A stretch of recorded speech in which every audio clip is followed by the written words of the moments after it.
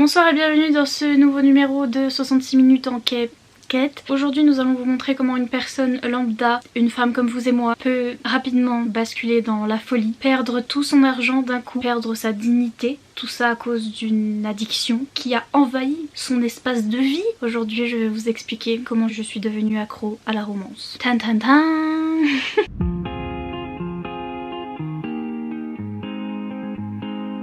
Bonsoir. Note numéro 1, ne pas crier. Donc je vais vous faire un tag parce que j'ai trouvé sur la chaîne des Américaines. Pour ceux qui ont vu quelques-unes de mes vidéos, vous saurez que chaque début de vidéo c'est j'ai trouvé ça sur les chaînes des Américaines. Et j'ai vu ce tag sur la romance et je me suis dit je vais faire pareil. Ce tag s'appelle Getting to know the romance reader book tag. Oh my god, that's so much words. Getting to know the romance reader book tag. Les questions sont en anglais, je vais traduire de moi à moi comment me remercier et du coup ça va être complètement n'importe nawak hein, donc voilà. C'est parti mon kiki. Je viens de me rappeler que j'ai oublié un livre. Le plus important, celui qui a tout commencé, celui qui est à l'origine de ma folie. Donc voilà, c'est ça la première question. What is your romance origin story? How you came to read your first romance novel? Donc, quelle est la traduction? Quelle est l'histoire de tes origines? Je suis blanche comme un... Non mais en vrai, quelle est l'histoire de tes origines par rapport à la romance? Oh j'en ai marre de mes traductions. Donc tout a commencé un jour de décembre. Non en vrai tout a commencé, j'avais... Quel âge j'avais? Vous voyez le film 1 de Twilight, This Baby. Il est super vieux, genre il date de... Ah tiens oh mon dieu c'est écrit gros. 2005, oh mon dieu. Donc j'étais... attendez, j'étais en 5ème. J'avais quel âge? J'avais 12 ans, 13 ans, 12-13 ans. J'en ai 23, 24. C'était il y a 10 ans. Le film Twilight est sorti. Vous savez, on fait des rangées avant d'aller en classe. Ah non, on se rangeait parce que les profs ils venaient nous chercher, etc. Et donc j'étais rangée comme un petit bouton. Les amis que j'avais à ce moment-là étaient en mode oh, tu as vu le film qui est sorti? Oh le mec il est trop beau, vampire, Twilight, Twilling. Et j'étais... Qu'est-ce que vous dites? Je suis allée au cinéma, j'ai vu Twilling. Et après ça, ce fut la fin. Personnalité, plus. Moi, disparu. J'étais accro, j'étais à fond, j'étais amoureuse. Le film 1, il était bien, franchement, le film 1, il était bien. Et après, les mêmes copines ont commencé à me dire ouais, mais il y a des livres, etc. Et il y a une suite. Et j'étais... Comment? Bref, j'étais à fond et je me suis dit mais je veux savoir la suite, même si genre ça finit, mais alors pas du tout sur un cliffhanger, mais tout petit, genre il y a une des méchantes qui est pas morte, on est là. Ouais ok. Mais bref, je voulais la suite, je voulais plus de Edward Cullen. Les autres elles me disaient oui c'est des livres, etc. J'étais là, des livres? Moi lire? Non, jamais de ma vie. Les autres moutonnes dans la troupe de moutons commençaient à lire le livre et se le passaient entre elles étaient là. Et j'étais... Bon, vous allez pas me saouler, Edward Cullen il est à moi, vous avez pas le droit de parler de lui et tout, genre passez-moi le livre. Je me suis mis à lire, c'est parti en cacahuète. Genre j'ai découvert toute a whole new world. Je savais pas qu'on pouvait lire comme ça. Moi tout ce que je savais c'était les livres que les profs de français ils vous passaient puis c'était lisez-le avant le 23 janvier sinon vous allez rater vos vies. Et après moi je pleurais ma vie et tout, j'étais là je lirai, j'arriverai jamais à lire ça. Mais comment on fait pour lire? C'est pas intéressant, on s'ennuie, c'est des mots à la suite, on comprend rien. Pour moi c'était ça, lire jusqu'à ce que... En fait j'ai pas lu celui-là en premier parce que j'avais vu le film, j'étais en mode je vais pas relire ce que j'avais vu le film, j'avais déjà pas envie de lire, j'allais pas relire le même truc hein. Bon, j'ai lu Tentation. La couverture était trop belle et franchement les couvertures de Twilight elles sont grave bien, on dirait pas un petit truc pour les ados et tout, tout cucugnagnon. Franchement elles sont trop belles. J'étais à fond. Après comme j'étais passée à la librairie pour prendre les autres, à côté ils mettaient bien en évidence des trucs du genre Journal d'un vampire. Qu'est-ce que c'était nul. Je crois que c'est le deuxième livre que j'ai lu après Twilight, c'est Journal d'un vampire parce qu'il y avait écrit vampire dessus. Là c'était sur des vampires, j'étais en mode oui grave.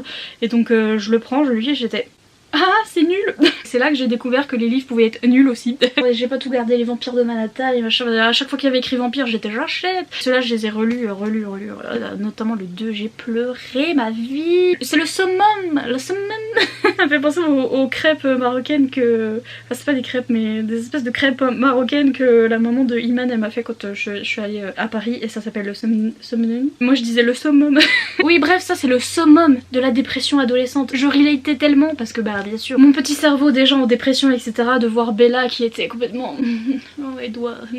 Bon après à ce moment là j'avais pas assez de neurones pour me dire bon la fille c'est quand même que un mec hein, elle part en cacahuète à cause d'un mec. La façon dont elle était vraiment en dépression vous voyez, elle était vraiment pas bien et tout.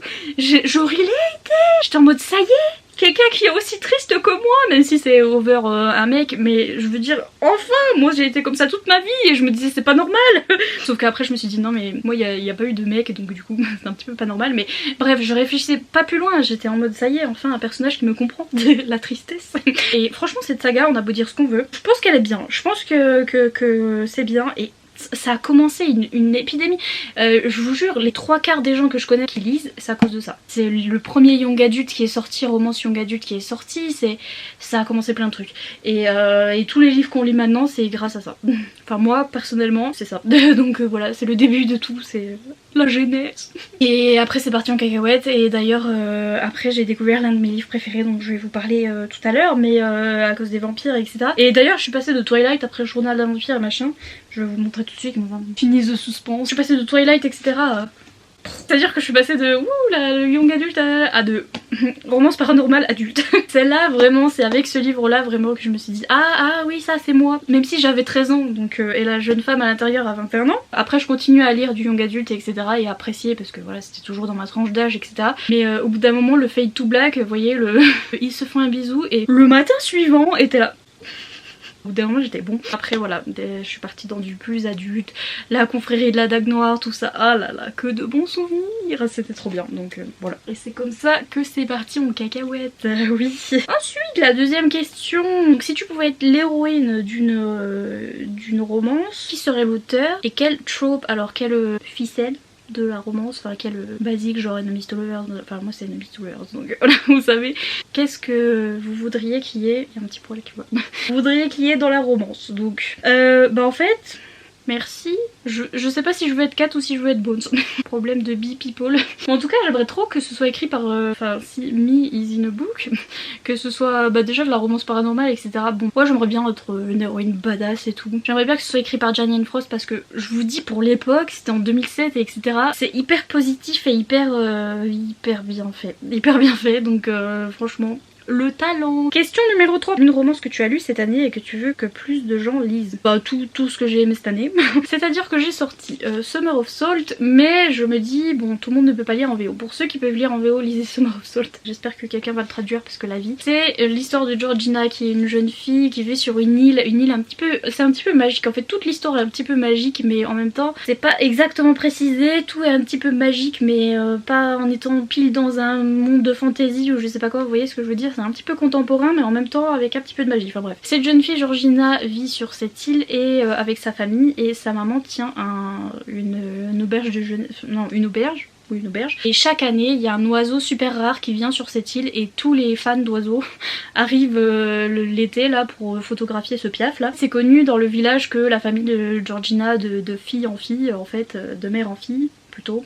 Oui, elles ont un petit peu des pouvoirs, elles sont un petit peu magiques, c'est un petit peu des sorcières, etc. Bref, il y a 2 nouveaux férus d'oiseaux qui vont arriver, enfin surtout un Gus et sa petite sœur. Et Georgina va avoir voilà une petite romance avec la petite sœur. En même temps, il y a ce mystère parce qu'il va arriver un truc à l'oiseau et on va se demander qu'est-ce qui se passe, etc. Donc il y a un petit aspect thriller, mystère, machin. Et puis il y a ce sujet super important qu'on peut pas spoiler parce que sinon bah, ça spoil toute l'histoire, mais qui est là et qui est trop important et trop bien amené et avec toute cette magie, etc. C'est trop bien fait. Le livre est pas très long, il fait 200 pages et franchement la romance était trop bien, trop cute, trop kiki, romance FF on adore et c'était trop bien. Mais pour ceux qui peuvent pas lire en anglais, j'ai ressorti toute la saga, donc des éléments de Brittany et Cherry, mais vous allez dire mais cette année, mais oui mais parce que récemment j'ai lu celui-là, le 4ème, et j'ai adoré, c'était trop bien et ça m'a trop rappelé comment cette saga est géniale, magnifique. L'art. Il y en a qui disent ah ouais le 2 j'ai pas aimé. Moi j'ai bien aimé, j'ai tout aimé. En fait tous les 4 étaient géniaux, trop bien. L'histoire est jamais la même. Après je les ai lus tous pas les uns à la suite des autres donc ça peut peut-être changer si vous les lisez tous à la suite, ça va peut-être être un peu redondant mais moi je les ai lus voilà petit à petit comme ça. À chaque fois c'est des histoires où il y a un drame donc à chaque fois, dans chaque histoire il y a un drame, il y a un truc qui fait chialer sa vie. Mais en même temps il y a la romance autour de ça et il y a de l'humour aussi, celui-là il était trop drôle, j'en pouvais plus, je me faisais pipi dessus hein, je vous jure. Les personnages ils sont super attachants, c'est trop bien. Et c'est super bien écrit et j'aime bien que ce soit écrit poétiquement et etc. Mais sans trop, parce que comme dans 1000 baisers pour un garçon de Tilly Cole ou je sais plus quel autre livre j'avais dit ça, mais c'était des adolescents. Bon là en même temps c'est du adulte donc ça passe mieux. Mais il y a certains livres ils vous sortent des phrases là alambiquées là et au bout d'un moment vous êtes là mais c'est trop quoi. Et que là elle nous sort des trucs, c'est super beau mais c'est pas trop in your face, c'est pas trop là trop en fait hein, c'est pas trop. J'adore Brittany Setcheri, c'est valeur sûre, allez-y merci. Question numéro 4. What is your favorite romance subgenre? What subgenre have you not read much from? Quel est ton sous-genre de romance préféré et quel sous-genre n'as-tu pas trop lu? Trop. Ne lis-tu pas trop? Mon genre préféré, je sais pas, mais en fait ce que je lis le plus, je pense que c'est du contemporain, enfin du normal.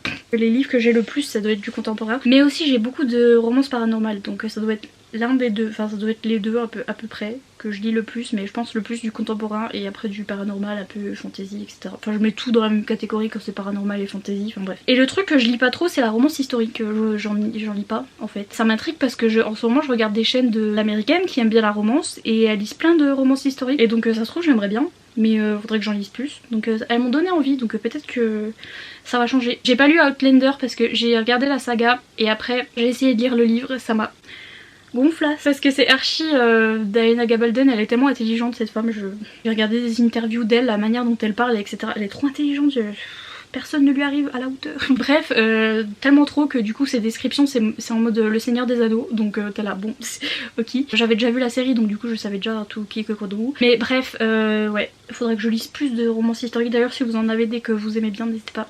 Tell me. Question numéro 5. Who is one of your autobi romance author? Donc une auteure, autrice, un auteur, autrice, auteurice dont tu achètes les livres constamment, enfin autobi en fait. Quand ils sortent un livre, tu l'achètes. J'allais dire les trucs genre Colleen Hoover, Brittany Setcheri, etc. Bah en fait Colleen Hoover je les achète pas, à chaque fois le dernier je l'ai pas acheté.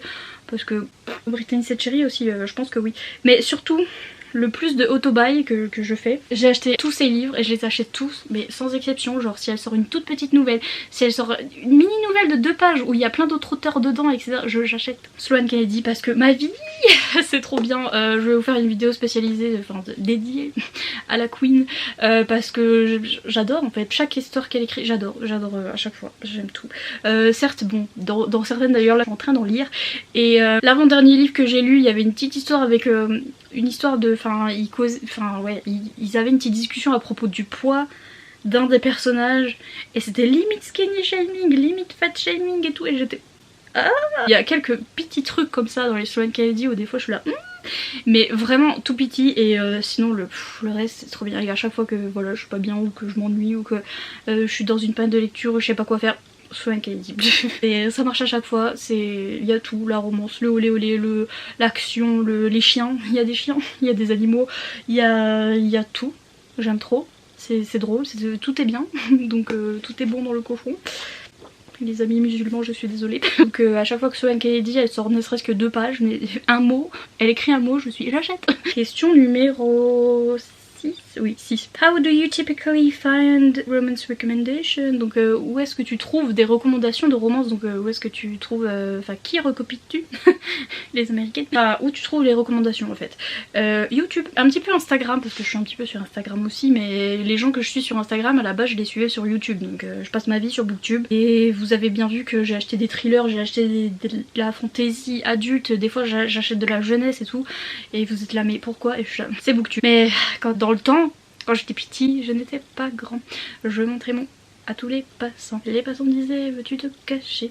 Je leur répondais veux-tu le lécher? Quand j'étais petite, quand j'étais Twilight Hit, j'allais à la librairie et je choisissais à la librairie et je regardais où il y avait écrit vampire et j'achetais des trucs vampires. Des fois je fais ça quand je vais dans des noses ou Easy Cash et que je trouve des trucs pas chers. Des fois je lis le résumé, je me dis ah ça a l'air bien, mais je regrette toujours en fait. Donc parce que je sais ce que j'aime, ce que j'aime pas. Je vais plutôt voir les gens qui l'ont déjà lu et qui vont me dire ouais il y a ça dedans et je vais être là ah bah ça j'aime bien, donc c'est bon. Thank you, next. Question numéro 7. What is an upcoming romance release you're excited for? Une sortie de romance que t'as grave hâte. J'y ai repensé et bah déjà tous les Hugo qui vont sortir parce que service presse. Et en plus parce qu'en plus je sais lesquels vont sortir, genre ils m'envoient le programme avant et à chaque fois je suis là ça va être trop bien. Et d'ailleurs en parlant de ça, je crois qu'ils vont sortir un Brittany et Cherry, je sais plus si c'est parce qu'elle avait écrit Eleanor and Grey, qui est déjà sorti en anglais, et je pense qu'il va sortir chez Hugo, je sais plus si c'est en mars, avril ou je sais pas quoi, mais j'avais vu ça sur Booknode et je suis à fond, j'ai trop hâte, même si je pourrais le lire en anglais, mais j'ai hâte quand même. Sinon je vois pas. Question 8. What is one misconception about romance you would like to lay to rest? Alors là c'est quelle misconception? Mes interprétations. Un cliché de la romance en fait que tu aimerais effacer. Genre ce que les gens pensent de la romance et qui t'énerve.